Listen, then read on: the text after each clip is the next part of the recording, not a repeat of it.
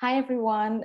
Today we are going to talk to a VC who has traveled a very non traditional journey from Martha Stewart working in a Huffington Post to become the founding member of one of the successful VC fund, Lehrer Hippo. Now she is the GP of a very successful fund, Upslope Ventures, now called Hannah Gray. And she may be one of the most tallest VC in US. So let's go and talk to her.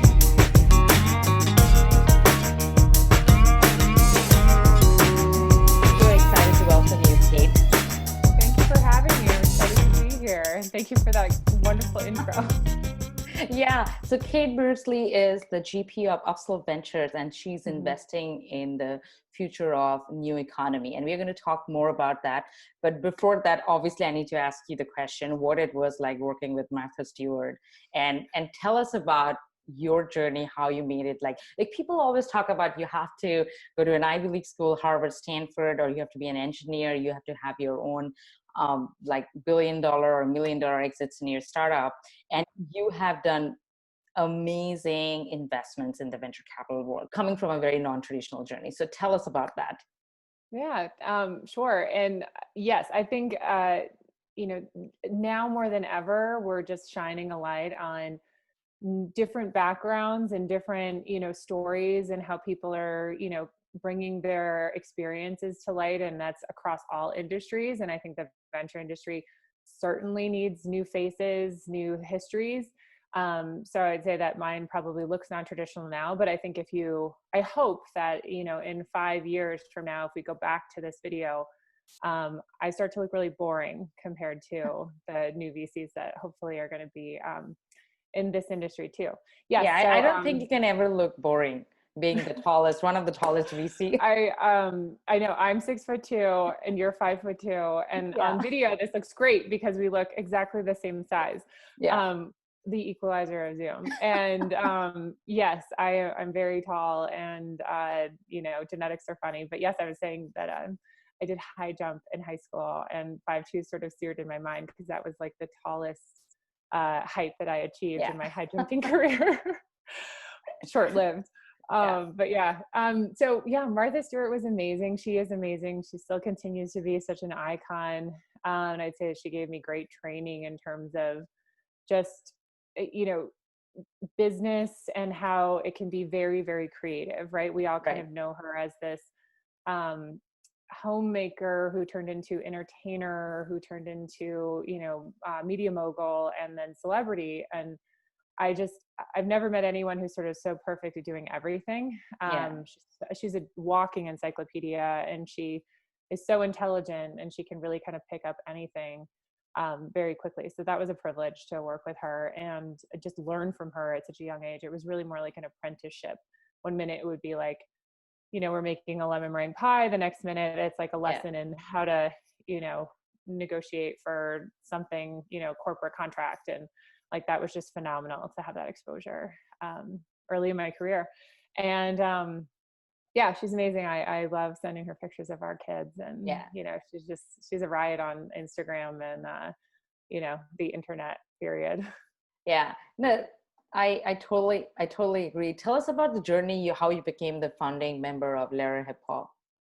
So shortly after that great stint with Martha, I connected with Ken Lear, who's the founder and chairman of the Huffington Post and the founding partner of Lear Hippo, formerly Ventures, but now called Lear Hippo.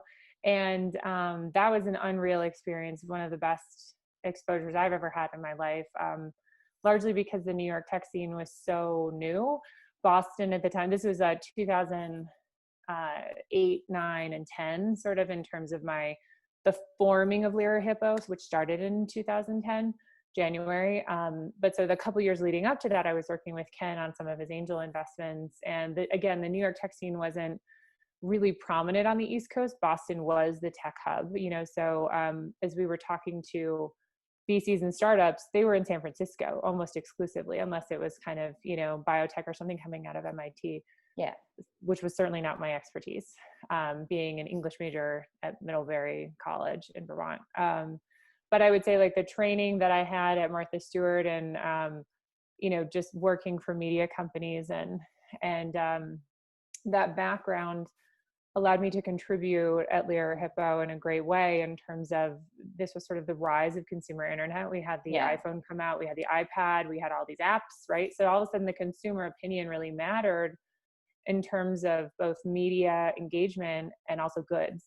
Yeah. And so Martha Stewart produced a lot of consumer goods. And I knew exactly what it meant to sell something into Kmart and what those contracts look like. But I would say that, you know, we kind of pioneered that at Lira Hippo with the deal of Warby Parker being something we did in 2010. And so I'm sure everyone who's on this is familiar with that brand and familiar with a lot of the brands that followed that use that branding model to, you know, supply chain model as well, but to attract customers online first, see if they could build out a store strategy, see if they could do online and offline retail. And so we did a lot of brand name consumer goods and just brands, internet brands at Lira Hippo. And that was just really fun and exciting and really cool to be at two kind of like inflection points, the New York tech scene really taking shape, but then this whole new category that I had some relevant input into,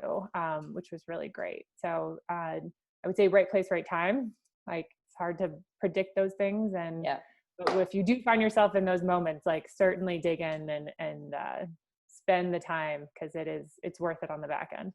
No, that's great. And we have talked about one of the first investor in Billy, which is the Dollar Shave Club of women. And why did he say it's there's a death in the old economy, and this is where I see the future of new economy is. Right. So I would say we are recording this from our homes because we are not going to see each other in person. And this is the world of sort of in the midst of COVID, or, you know, I don't know if we're calling it post-COVID yet or not. Maybe we wait till there's a vaccine. I have no idea how that transition works. But the point is that people aren't shaking hands and meeting each other in person to work on deals or, you know, any kind of deals. And so I would say that this is just something that my team is considering. You know, this is the death of the old economy, right? You know, I would say in my current portfolio, I probably had a handful of companies that had wonderful, brilliant technology, but it was very hard to get B2B SaaS company, you know, businesses to buy that technology because what they were doing was just kind of okay. You know, it was like, it's working for us. We don't really need to spend more money on this new technology that we have to learn, adapt, and bring our whole team online. Like there wasn't really a big pain point to change. But they did know they needed to bring technology on. And I would say Zoom is a perfect example, right? You probably had the resource in your corporation, but did anyone really do Zoom calls? Like, no. Not effectively and regularly. And obviously we're now using the term I'll Zoom with you like a verb, right? So that's a perfect use case of companies are being forced to operate in 2030 today, which is the massive thing that we're all feeling in our companies and all seeing, you know, that you can't go into the office. So how are you going to still get work done? How are you going to get these deals across the table? There's certainly this period of time where we're like pausing and trying to re-engage, figure out how we're going to do that. But so much technology is essentially going to be at these elbows and knees of support system, these disconnects that are happening, and coming into that and saying, you know, this wasn't a great user experience for the business, or this wasn't a great user experience for the consumer. So how are we going to rectify that? So I'd say that, you know, our firm is focused on investing in the new economy, what that looks like if we were all virtual all the time, right? You know, and probably as we go back into some sense of more physical activity around the country and around the world, there still will probably be a very virtual experience for those people in our worlds that are not traveling, are not interacting. And I say that because I'm seeing this already with our, you know, some of the communities I'm a part of where we used to have a lot of physical in-person events and we can't put any on the calendar this year. We don't want to, but we should allow those people in our group to participate virtually if they want to. And so I think there's a good example of a friend's company called Wedfully that's here in Colorado, where I'm calling from, and wonderful wedding planning business, great small business. And the COVID just lit a fire underneath it. You know, the entrepreneur is a friend, and she was really sweet to just share kind of some of the information. She's so overwhelmed with people still wanting to move forward with their weddings, still want to include people, and it just might be them and an officiant.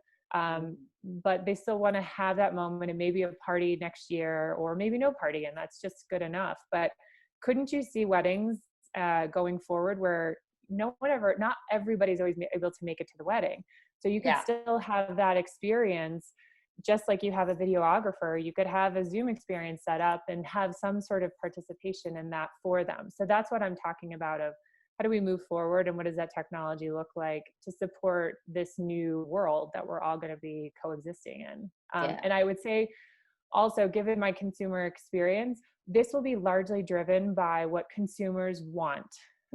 We implement what businesses want, right? We Yeah. are, if you're at a corporation and you don't feel comfortable coming to work because you have at-risk family members for a disease, how are they accommodating your consumer decisions, and what types of resources are they then going to implement to make sure that that's working for you and your family going forward? So I think that's part of this consideration that my team is really watching, is to see what consumer behavior is going to force change in businesses as well. That's true. And you also talked about how brands create a belonging in COVID-19. I mean, as you just said that, and I was about to ask you this question, because nowadays things are changing so much, and you have been investing in community-driven commerce products. So can you share some of your learnings from the investments that you have made? Yes, for sure. And so I would say Venmo was one of the earliest ones that I did in 2010. And it was a perfect example of, Yes. you kind of can't imagine a world without Venmo now, which is Yeah. like one of the things that's so funny. Like I don't pay my babysitters cash because I never have it. Like, so it's always Venmo. Absolutely. But there was something really interesting that Andrew Cortina and Ikram were working on with that company, which was they wanted to explore the relationship of peer-to-peer relationship around money and trust. Yeah. So there was something where it said, what if you could trust someone with your bank account, and like your roommate or your sibling, and you just said, you know what, I don't want to pay for the electric bill. You can just withdraw down on my account, which, like, obviously there's an inherent risk in that, but I do like the social aspect of how they were essentially trying to Yeah. encourage community on that. And actually what really propelled the community was their feed, where you can see what everyone, all your connections are paying each other for. And most people just use it for hilarious emoji, distribution. But the point is it made sending money to each other not private, versus saying, they could have said, Yeah. you're going to send money to your friend and no one will ever know that you use this. But they use the viral component to essentially build a larger customer base in a way that PayPal, who ultimately ended up being their acquirer, just wasn't going to do. So Yeah. that's why they were an attractive sale. So I would say, what we're really passionate about, what we're looking for on the consumer side. So what I've learned in the last 10 years around investing in consumer brands is that what we're really looking for is movement-led brands that create a sense of belonging and inspire participation. And that is grounded at the intersection of content, experience, and data. And what I mean by that is, like, you can kind of pick a company like Billy, for instance, which is the Dollar Shave for Women that I invested in 2017, right? They knew that they couldn't launch a brand in 2017. The stakes are higher, right? You can't launch like Warby Parker did in 2010. There's just like, the consumer has now been educated and their expectations are, just at a higher tier. But I would say that they absolutely created a sense of belonging and inspire participation through their social channels to essentially get people to share what they're doing with the product, and I would say that that's also become table stakes around a lot of consumer brands, where they're encouraging, the consumer to be creative around the product and make it their own, and then obviously share among friends. And so it's really consumer driven in terms of product. And I would say Glossier was great at that. We did that deal, I think, in 2013. And, Emily was wonderful at pulling in. She would create product around what her consumers were saying and the data that she could pull from that, and say, they're looking for this kind of concealer, they're looking for this kind of lip gloss, they're looking for this kind of face lotion, all the things, right? And so that was really consumer driven. Whereas I feel, I would say larger, more established brands were just rolling out product through market testing for like a small subset. And what we also know about market testing is it's not the whole market. And Yeah. so imagine if you're having a conversation with your customer set, which is what we've now known these companies to have to implement in order to have innovative product. Yeah. And we all know when we like, there could be amazing branding, but then the product stinks, you know? And so Yeah. like, there's just, it has to have the perfect combination of kind of all the things. And I would say Billy was entering the market at a really interesting Mm. time too, because as I was sort of formulating my thesis around, I want to go invest in the Dollar Shave for Women, like, where is it? And so I was actually proactively looking for teams. It was an interesting time in the world, right? You know, like Yeah. it was like Hillary had just lost the election. And for a lot of people, that was really poignant. Yeah. And so I would say some of that branding really kind of stemmed out of that was more, it wasn't in your face female empowerment, but was certainly elevating the way a woman wanted to present herself. And so part of their strategy, which was genius at the time, was talking about pink tax. They were the first brand to do that, showing women with body hair. Also, totally never, you'd never see a razor company do that. Yeah. So I think really making it about a woman's choice was just really fresh from Yeah. a branding and marketing perspective too. That's amazing. And talk a little bit about the Venmo experiences when our early stage deal you saw. It's like, is it okay to invest in a company, and how the trust is built into the product architecture? That's a great question. I think the key thing you said there was trust, right? And this is the thing that makes the world go round, because venture capital, the way that it works is built on relationships. That's the absolute scaffolding that stands up this whole industry. And I say that because I obviously raise money from groups. They have to trust me, right? So I have to do a ton of work to make sure that that's established and that I maintain that. And it's the same expectation on the side of when I'm deploying capital to individuals. So, you know, as much as it's like, how do you get to know the company and feel that their product is right for that time and everything we kind of just talked about around consumer, I'm looking for these elements in this area. You could have all those, but how do I know to trust you for what could be a 10 to 15 year period in terms of our fund investing in your idea for that long? And how do I establish that, right now over Zoom? And how do I establish that in probably what is relatively a short period of time? We're talking sometimes weeks, days, months. Yeah. I hope I have months, you know, but sometimes rounds close that quickly. I would say in the case of Venmo, that was unique. I actually was friends with Andrew Cortina for a while before. He was Mm. working at Bitly, which was a BetaWorks product, and my office was in BetaWorks. So he was actually my Mm. lunch buddy. Wow. Yeah. And I think that helps, right? That's kind of how old school venture capital is built, is this is my friend a long time. I trust them. And so therefore they also happen to be smart, you know, and doing something incredible. Like that's the perfect combination. It can't be everyone's friend though. So Yeah. that's also, how do you essentially build new relationships with people who might not necessarily be interested in having new friends? Yeah. That's Um, true. yeah. And So I would say, go ahead. no, I was about to say that that is so true, because when you said that the VC is a very relationship driven industry, and I was like, so for an emerging fund manager, how does it pan out in a relationship based industry? How do they find opportunities, especially getting LPs investing? I mean, what are the tips that you have for someone like who is planning to start their own fund? Because most of our audiences are emerging fund managers, and Yeah. obviously experienced fund manager. I would love to know your take. Yeah. Also a great question. I think that's changing, right? I probably think there's advice I probably got 10 years ago might not necessarily be the advice now.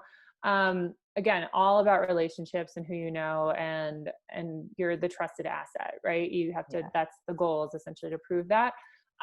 So largely it's like reinforcing your integrity at every stop. Like that sort of has to be table stakes, which I'm sure for, you know, everyone paying attention, that is. Yeah. I'd say the way that it kind of has gotten started as of late was angel investors. You know, they put their own money to work, they build relationships through that vehicle, and then hopefully over time they have some track record, so then they Yeah. can go out and say, I'm going to go do this myself. I grew up well, I should say, I didn't expect to grow up managing and working at a venture fund.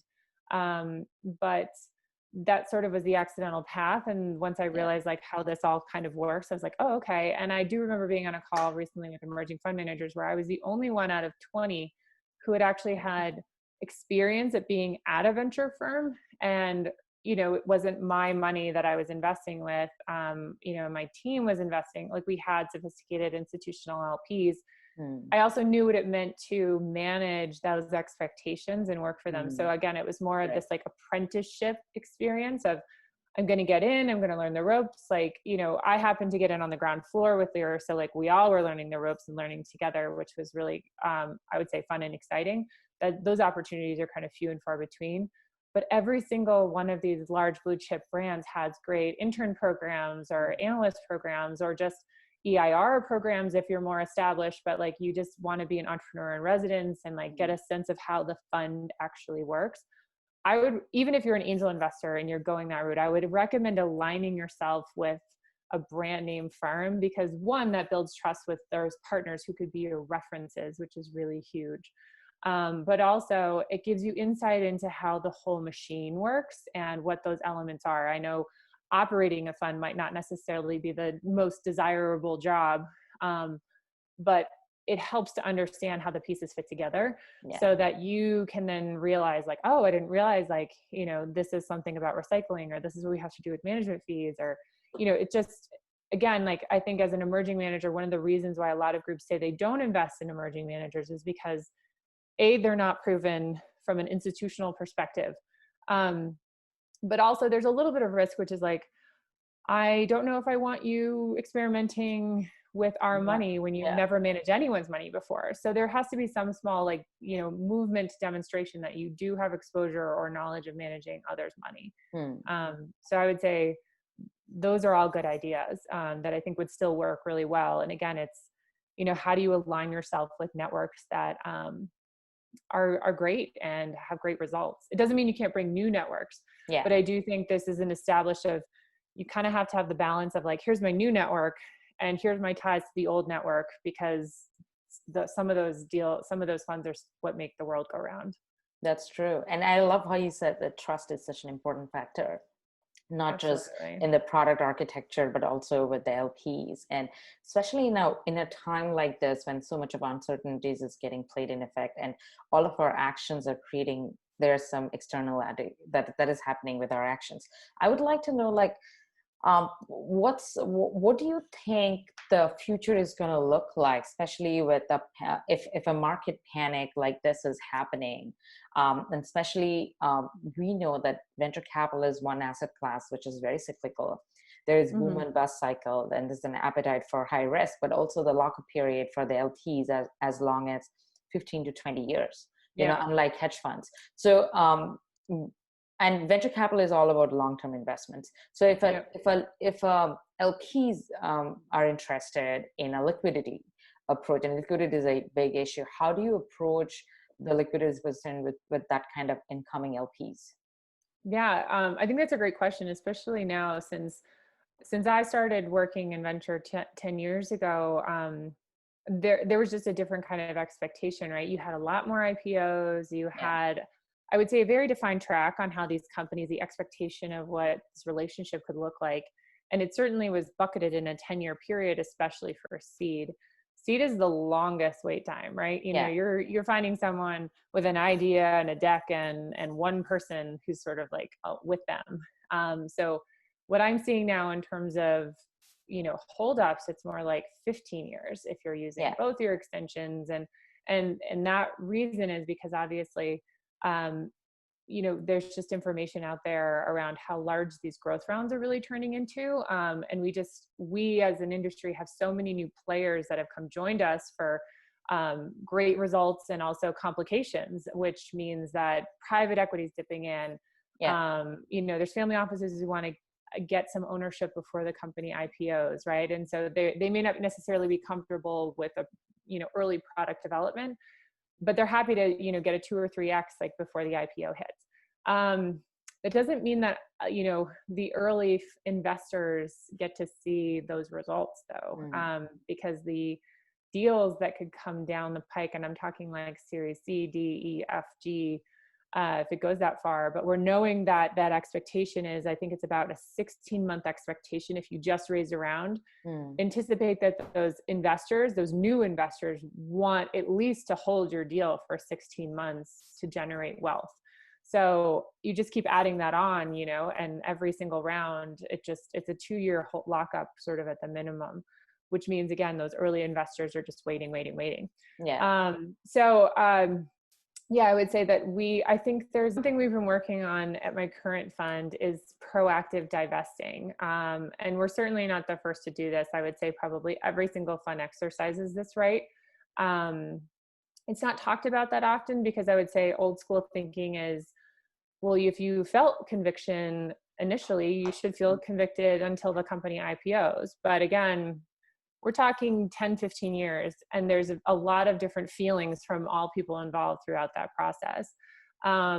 And I would say something that the founders are super sensitive to is dilution. Every single time they raise these big mega rounds, they themselves own less and less and less of the company.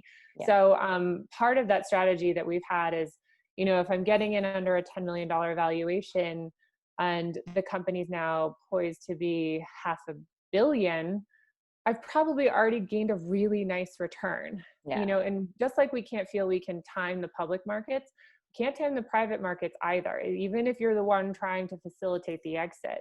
So I look at it as my relationship is at the earliest stage. If that company gets to Series B, I've kind of done my job. Not to say that I don't have a responsibility to help the founder, but my network doesn't extend past that very well. I'm very good at, you know, phase kind of 1 through whatever, 30. But, you know, at that point, they're looking for new investors with new networks and new talents and new resources. So I say that in some of those rounds, those founders are thrilled to say, will you please give up your pro rata? Like, you know, and so in those circumstances, there's times where I've said, you know what, I will do you one better. I'll not only give up my pro rata, I'll actually sell a portion of, or, you know, my full stake in the company, because again, if it's sitting there at $500 million, like I've probably got a killer return. Yeah. And it doesn't mean, again, I have to sell all of it, but I can protect my initial investment, get that back, give that back to my LPs. And again, I think the outlook of all participants has really changed. Like, you know, founders are trying to make sure they don't get dilution, and they're trying to entice new investors to come in because they want all those new relationships. Yeah. It doesn't mean we're not still friends and I don't still help them. They already kind of have that anyway. But I think there is a sense that we're building ourselves an off-ramp in case we need to exercise it. The other alternative is that the terms aren't always as friendly going forward and massively dilutive for early investors. Yeah. And you know, that's the way the company should probably grow in that direction. But I don't have a way of controlling how my returns look. And so that's something we're trying to implement with our fund is, you know, really starting to build that strategy. And we're seeing companies like Carta and Shares Post already working this on the common side, not necessarily preferred, but I would garner to bet that there's only a matter of time before preferred will start to circulate in those areas. And it's much better to work with the CEO and the founding team than necessarily, you know, somebody's got a broker, you know, and those founders should know and should control their cap table. So something I'm calling is fluid cap tables, right? If you're a CEO, you should know who's the best group on your cap table at that time, both on the common and the preferred. And I think that's something we're trying to educate our founders on, is that they actually have the control and they can be the one bringing on everyone, not carrying all these investors or all these, you know, common shares through eternity. So that's our perspective. That's amazing. I mean, I asked this question to so many investors, but I think I got the best answer today. So thank you for answering that. So I want to talk to her about valuation. Okay. So nowadays we have always seen there's so much of hype in valuation. Can you talk a little bit about it? Yes. So I'd say I generally like to invest at under 10 million valuation, which means something, you know, different in San Francisco, New York, California, or I should say LA to like, you know, Nashville and Colorado. And so I'd say, I think some information I have from Cooley's Q1 reporting for 2020 demonstrated that the average Series C price is at 192 million. Before that, in Q4, by the way, it was well up into 333 million. So we've certainly taken a bit of a dip recently, but think about where we were a couple months ago in terms of the average valuation was at 333 million. Like, that's amazing. And there's tons of reasons for those valuations. It's always hard to pinpoint what that means at specific funds on how they price things and what they're, what kind of data they use to do that. I would say early on, it's generally pretty off the hip. Like, there might be some things, but you also know that sometimes if you go through an accelerator, there's sort of like one price, that base price that kind of everyone achieves going through that, which I think is helpful too. But so I would say something that I monitor in terms of our active divesting, proactive divesting. I have 13 things that I monitor the company for, the good, the bad, the ugly. And I would say that, our job as fund managers is, it's wonderful to high five and be thrilled when you make the investment, but that's where I believe the work just begins. And it's our job to monitor that investment through its full life cycle with our fund. And I think there's a number of things that sort of are starting to trigger that, right? If you do reserve for follow-ons, why did you or did you not make a follow-on investment? Like, what was the reason that you said, I just don't think this one gets follow-on dollars? So I think you'd have to look at that a little bit more. And something I also think is very, hard for early investors, we don't always have access to performance data. I think so. Something that we monitor is the performance data. And I would say that it's harder for a later stage investor to kind of comprehend this, because if they're taking a board seat and they've put in several $1 million, absolutely they have access to performance data. But if we put in a couple $100,000, 5 years ago under a $10 million valuation, we may not. It's very hard to, even if there's legal, documentation that we can reference and say, actually, through our investment, we have information rights because we, hit that check threshold. I don't know that moves founders to still give us data. And so I would say, again, this goes back to the relationship, right? If you have a great relationship with those founders, chances are they're going to trust you and they're going to trust what you're going to do with that data, and they'll feel comfortable with you sharing that. So that's something that also is something I monitor, whereas if clearly this founder doesn't want us in the round anymore, or in the investor pool anymore, and I haven't had access to performance data for a number of years, I'm sort of guessing at how they're doing. It doesn't bode well for how the future is probably going to be for me going forward with that investment, because that also means they probably really don't care about how the preferences affect my fund. So I say those are all sort of small indicators that we start to kind of track and say, you know what, like, things are deteriorating here, and maybe we've already gotten a 5 or 7, 10x, and maybe that's okay. So that's where I really say that, like, these are the things we actively monitor to make sure the relationship's at the best position where we can still capitalize on return. Because I would argue, if you don't have access to performance data, it's really hard to predict the outcome of that investment going forward. So, and then of course, like, what's the debt profile? How much is that layered on top? So I think you just have to be very conscientious around what the preferred stack and the stack looks like around that investment, and monitor when's the best time for your fund to exit. Again, because it doesn't mean that wasn't a great relationship, but maybe it's time for someone else to come in with different skills and different network to help that. And now we have to talk about the most important thing, which is the work-life balance. We both are mothers, and you have 3 kids. I have 1. 2. Oh, you have 2 kids, and I have 1. I don't want 3 though. And we have been, going back and forth with even scheduling this interview. I mean, life is so difficult right now. Obviously we are surviving and better than a lot of other people there, but I would love to know, how do you maintain work-life balance? Because venture capital is not a career. It's not a job. It's a lifestyle. So even Saturdays, Sundays also we are working. There are board seats and others. So I would definitely love to know how you maintain work-life balance, and what are your reading habits also, especially in this time. Oh, those are all great questions. Okay. Everyone needs more time. I wish we all could just snap our fingers and get more time. But I do think, honestly, the wonderful thing about being a mom, which really forced me to be efficient. I thought I was efficient, when working for Martha Stewart. I was not a mom. And I thought I got things done at a pretty, quick clip, not compared to now. Like, I don't waste time on things that don't matter. I'm getting better at saying no to things that I just don't need to be helping on. I'd say I think women inherently kind of give their time, give their attention, just sort of as a species. And yeah, you have to sort of focus in on what's important. And I would say I've actually never been more efficient, which is great, but it's exhausting trying to do all of it. And I think, part of that is my kids are little, like they still nap, and if I can get them both down for a nap, it's like a huge success story. And then I do stay up late and do emails. But I would say that in terms of hacks, like I have a lot of pre-written emails, with ideas. I use as many tech hacks as I can in terms of productivity. I listen to productivity podcasts.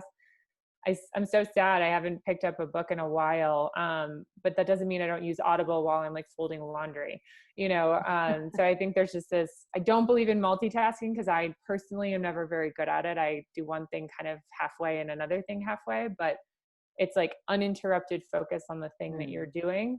And I think there's like apps like Pomodoro or Be Focused, which in the morning I will set like dedicated email times, and I like literally time myself, and I'm like, this should take 3 minutes on average on emails, and it like pings you, and it just forces me to like get it done.